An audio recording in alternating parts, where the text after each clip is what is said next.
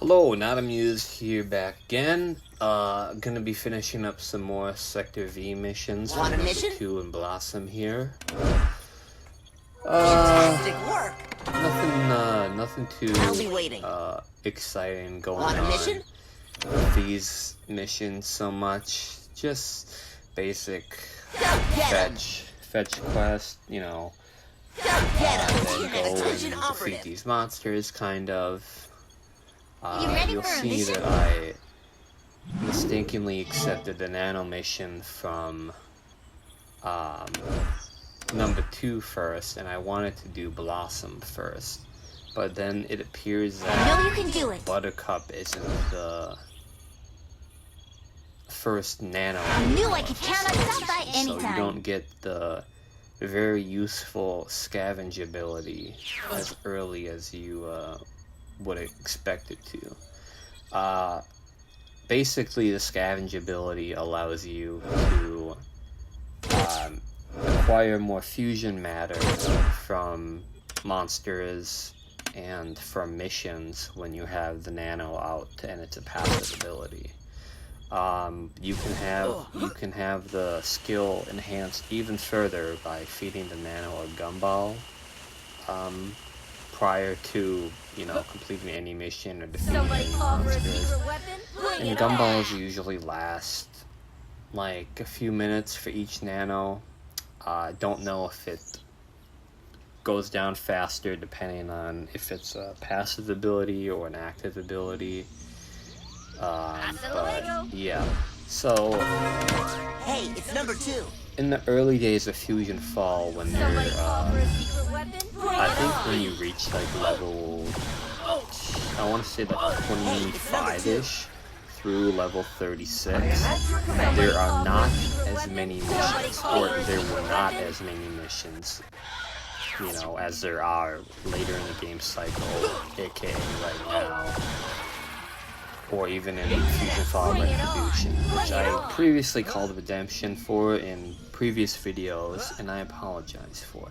But basically, because there weren't, you know, as many missions for, you know, for the late level people like had to actually grind monsters for enough fusion matter to, you know, essentially get the next nano mission and level up. So, you know, a lot of the times, you know, it just took, you know, just took quite a while to just level up and get monsters. And, you know, for some people like me, that was more so exciting because, you know, if you grind a monster, you know, you can get quite possibly an interesting drop from that, which is what a lot of collectors like us did back then. But, you know, so yeah, so I think a little later on, like, I don't know, like a year or so into the game's life cycle, people eventually caught on that if you like use a nano that has a scavenge ability and give it a gumball, and you can pretty much use it for like all the missions, and like apologies, I lost my train of thought. If you use it for all the missions, pretty much, like, you will not have to grind nearly as much to get to level 36. I think it eliminated, like, I think, like, 90% of the grind. It might have eliminated it completely, too. I can't recall, but, that nano ability for scavenge, especially early on in the game, like, quite possibly the most useful skill you could have. Are you there? Outside of running, which, you know, because of the more missions they added and the vehicles, like those nanos with those powers definitely aren't as valuable, the running and scavenge, but I think as I play through this again, I'm pretty much almost always going to have a scavenge nano and or a running nano. That is if I don't find myself liking the vehicles that much. But an important thing to note is that for your vehicles, you can't use them in infected zones, which are, you know, containment areas full of like fusion matter and a lot of enemies and platforming that you'll typically do a lot of missions in, and you'll find a majority of your fusion layers in infected zones to level up. So, you know, having the run ability in a fusion in an infected zone is actually quite valuable. Still quite valuable. And you know, when you're in an infected zone, you probably want to have a jumping amiibo too, and you know, possibly a recall nano. I might have just called them amiibos by accident. But yeah, I never found myself using a recall nano too much, but I do think it's quite useful, especially if you're going to be trying to compete in, you know, getting a high score, or, sorry, getting the fastest time in an infected zone race. Yeah. As I play through the game, I'm excited to see all of these very well designed and cool landmarks and areas again. And you know, after you've run through this like suburb biome so many times, it's just you know, a little less exciting, you know. And it doesn't help that you're limited in what you can equip and what weapons you have right now. You don't have the ability for whatever that weird melting pot is called again. I think you can find it in the cul-de-sac once you make your way over there, but another important thing to have. I am at your command. So let's do this! Yeah, so I think usually by this time, maybe, I can't recall.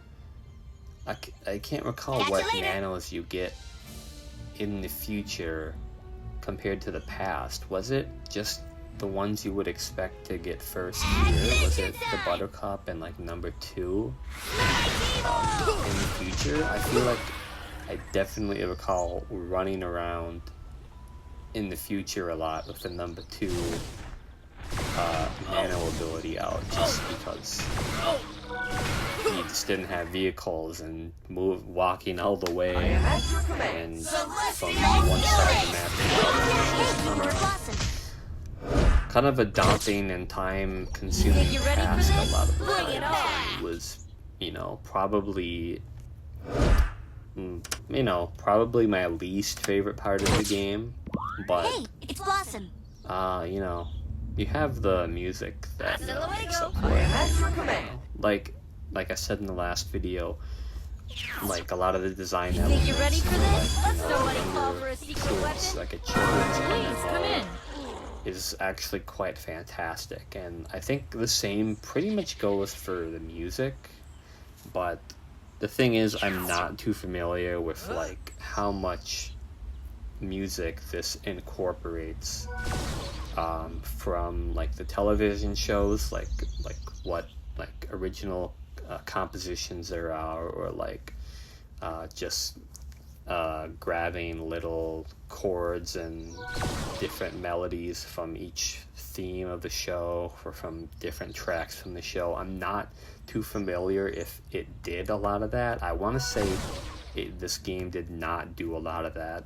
Otherwise, I feel like we probably would have had a lot more like copyright and DMCA claims from FusionFall videos back in the day, but I don't think we got really any of those. So I'm going to, slowly, finalize things in this video. I'm out of here. I'm just gonna turn these missions in. You ready for a mission? Get my next set. Great job. Yes. yes. I knew I could count on you. Sometimes I'm reading Awesome work. because I'm like, okay, I remember like what this mission is. Oh, I know don't you can remember do the it. specifics of this mission. And then yes. I know you can do it. See you later. Then They're here. I think it was at this point where I recall. Want a I'm like, mission? oh yeah, you don't need to. I remember they Great changed job. it See you next later in time. the game cycle where don't need to complete a nano mission and get the nano to level up from, you know, for example, level 4 to level 5. You just become level 5 if you now have enough fusion matter. Alright, now something I remember finally is grinding and just opening up a lot of crates, which is, you know, quite, one of my favorite things to do in the game, and I'm sure it's a lot of people's favorites. Especially now, with the melting pot, you can just have your stats of another higher level clothes, armor, weapon into a lower level one just to keep the style you want. But the thing about that is that I seem to remember that it does not make the items tradable anymore. Like, you would have to, the only thing you can do is keep them, discard them, or sell them to a vendor. But I suppose with the low population of this game that trading probably, there's not really a set like economy in place or set price of items, and it's probably not a lot of player-to-player trading necessarily going on to begin with, but we'll uncover more of that when we get further into the game, especially when we go to like Mount Blackhead and maybe even the cul-de-sac. But for now, I'm gonna leave you to it. So I hope you enjoyed watching, and for now, good night, and see you soon.